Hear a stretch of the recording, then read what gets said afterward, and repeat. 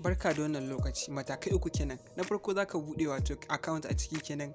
Na biyu sannan ka sauke manhajar su wato softwares kenan. Na uku kuma sai kuma ka fara tura abin da kake so. Ma'ana yanzu in kai duba da kan screen ɗin mu ko nace in kai duba da kan fuskar device ɗin mu za ga tana harba IP address kala daban-daban, IP address na gurare da dama, wanda kuma IP address shi yake taimakawa mutum gurin generating ɗin traffic. To kai tsaye muna gabatar muku da 9 hits. Wannan shine duk mai Adsterra ya kamata ya tsaya ya kalli bidiyon nan daki-daki tun daga farko har ƙarshe domin ya san ya za a yi aiki da wannan software cikin sauƙi kenan, ma'ana domin ya generate ɗin traffic don ya samu revenue.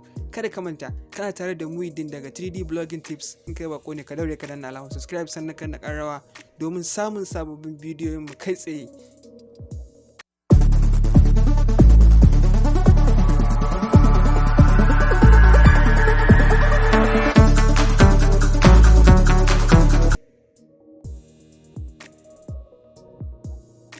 Abu na farko kenan zaka fara yin sacin a Google domin ka sauke manhajar 9 hits kenan, ma'ana ko kuma kai tsaye link din da yake description na bidiyon na namu kenan.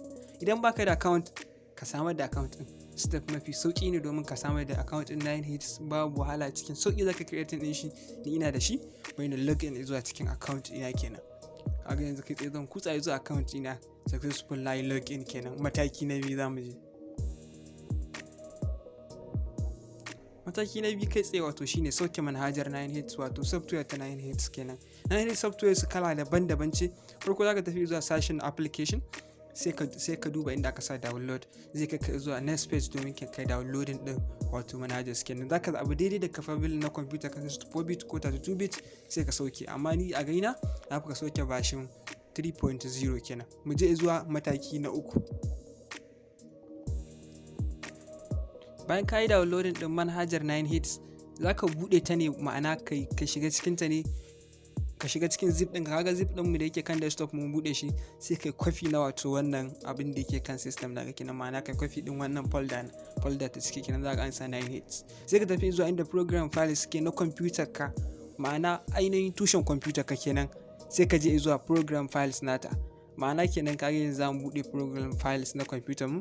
Haka mara haka za mu shiga zuwa program files, sai ka danna paste, ma'ana kai paste din ta don ta hau jerin wannan folder. Kaga already mu folder tana ciki, kaga inda yake 9 hits, sai kai danna play akan 9 hits domin kai play din wannan application din ya motsa ka zuwa next step kenan, ma'ana mu je zuwa rukuni na biyu kenan domin mu set up da activation din wannan application din namu kenan.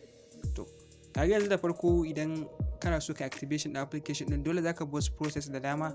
Misali a ce yanzu dole zaka dauki wani API key na shi, ma'ana API token, domin kai activation din wato 9 hits naka kenan. Ma'ana ga yanzu ya bude mana haka. Haka muna buƙatar wato wannan access key din domin mu shigar da shi sannan mu activation din shi kenan.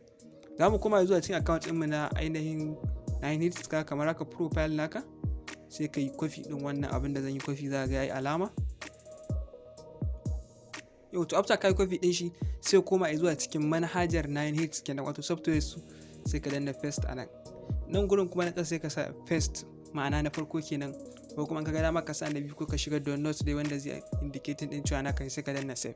Zai dauki few second kafin ya activation, ma'ana ya log in naka kai tsaye zuwa cikin device din kenan, ma'ana ya zuwa cikin manhajar 9 hits kenan kafin ya log in naka. In ya log in naka, zaka profile naka ne zai bayyana, domin tana ake generating din traffic din da ake bukata domin tura su zuwa adireshin ka na yanar gizo kenan. Kaga ma'ana nan gurin kenan. In ka shiga kaga inda aka sa ad din nan, sai ka danna plus. In ka danna plus, bari mu yi test na, sai ka danna play. Kaga ma'ana zai yi start kenan. Kaga zai nuna maka yana checking din client ne, few seconds zai loading domin mu tabbatar da yana aiki ko baya aiki traffic din. Kaga yanzu za mu yi checking din shi.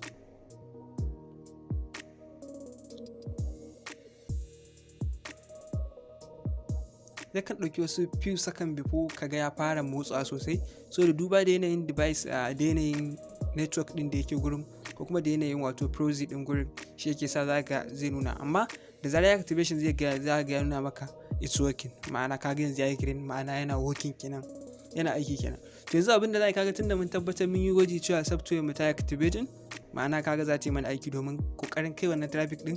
Za mu tafi zuwa mataki na gaba kenan domin ganin yadda za a yi setup ɗinsu.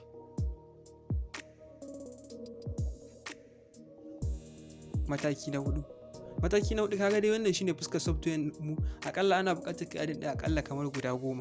Zaka iya adin fiye da 10, zaka iya adin 100 ma, amma ya danganta da yanayin karfin system ko na ce karfin processor na computer ka yace zai maka aiki kenan. Amma in case of me zan yi adin 10 so da so nake ne shaf na nuna kowa yace ake kenan.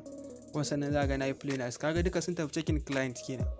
In suka cikin din client na few second za su harba cewa working kenan. Kaga ma'ana kaga na tsuke ta yace ya dace. Kaga in ka duba za ga wancan ya harba ng. To duk bayan wasu few second sukan canza IP address nasu da kansu kenan. Ma'ana duk bayan wasu 'yan sakandi da kansu ke canja IP address za ga sun canja, za ga da kanshi sai ya kare restarting da kanshi, ma'ana ya ci gaba kenan.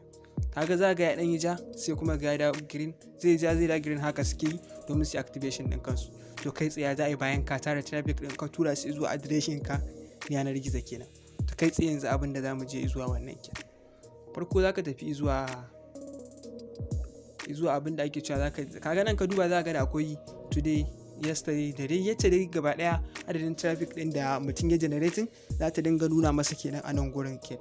Farko zaka tafi zuwa inda aka sa website, sai ka shiga inda aka sa my site domin ka adin din website idan baka yi adin ba, domin ka process in step by step domin ka cika sharda ka tura zuwa wannan traffic din da ka tara. Sai ka danna inda aka sa adin din nan domin ka adin din website din.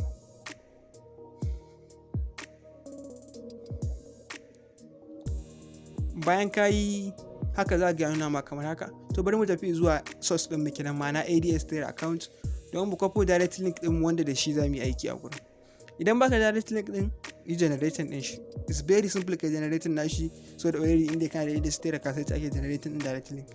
Kai tsaye already ina da shi sai ne copy din direct link dina. Inda copy din direct link dina zan koma zuwa main cikin device din na, ma'ana website din kenan. Zan ba shi title 3D blogging tips. Ni title din da na bayar, kai zaka iya bashi title din da duk kake bukata domin ka gane wannan site din naka, so da kana da dama adin din website 3 a lokaci ɗaya kenan. Ma'ana zaka adin din link guda 3 a lokaci ɗaya ba tare da ka jira wani ya gama ba sannan ka dora wani. Duka zaka iya adin din su a lokaci ɗaya. Farko ka adin din shi nan gurin sai ka danna wato in case of me no, so direct link ina babu adult content a ciki, na ka ga na zabi no kenan. Ma'ana ban shigar da tsarin adult content ba.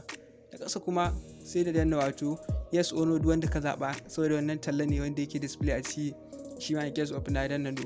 Nan gurin zaka shigar da URL na wannan adireshin website din naka da kwafo. Ka kula ka tabbata cewa adireshin na Adsterra da kwafo shi daidai domin ka paste na shi. After ka paste sai mu je zuwa system na gaki na, ma'ana tsari na gaba.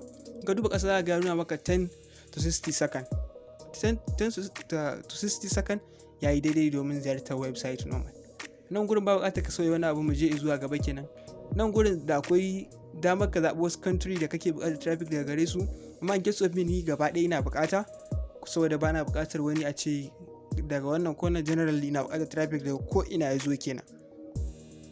Nan gurin sai mu duba, kaga nan gurin za ka ga sai ka danna inda aka sa good and better, sai ka taɓa na kasan shi ma. Na farko wannan duk gaba ɗaya ka cire wannan HTTPS something duk ka cire su, ya zama da cewa kawai system ne kacal a kai kenan. Ma'ana iya system din da yake kai ne kacal za ka bar shi a gurin nan kenan. Sai ka zaɓi, kaga already na gama cire su, shi ma wannan ƙasa sai ka danna good and better, sai ka danna sai mu tafi zuwa mataki na gaba kenan. Da akwai inda a ciki ba buƙatar kai setting nashi, kawai za ka bar shi ne a yace yake. Ka kamar nan kawai zan bar shi a yace nake in wuce gaba zuwa gaba. Nan gurin ka duba da cewa za ka ga kowane da akwai alamar device, da akwai computer, da akwai waye, duka adadin abin da su ma generating kenan. To in case of me duk inda kana bar shi a yace yake, kai ma ka bar shi a yace yake domin kai abin da ake so. Sai ka danna create. Ka danna create zai loading na dan few second ka kamar haka, zai na maka created kenan, ma'ana created. Ya creating kenan. Kai tsaye yanzu duk traffic din da kai generating zai dinga tura maka su zuwa kan wannan adireshin yanar gizo kenan. Ma'ana wannan link din da ka shiga din ka generating din traffic zai tura maka shi. Kai tsaye ma da bidiyon mu na gaba domin sanin wani sabuwar hanyar ta musamman akan Adsterra da ma wani ADS network.